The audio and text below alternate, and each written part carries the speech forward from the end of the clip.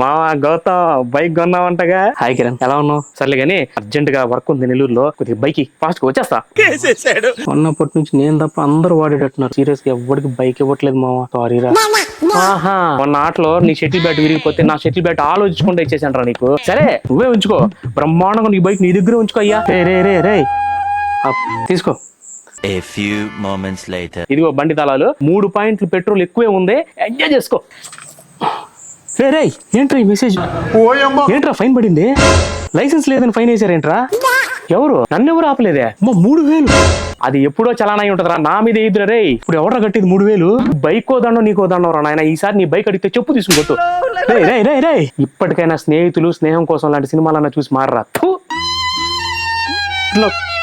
మళ్ళీ డేవిడ్ చేస్తాడు. హలో మావారే, ఎల్లుండి మా అవ్వ కర్మంతరం, కాస్త 2 రోజులు బైక్ కావాలి.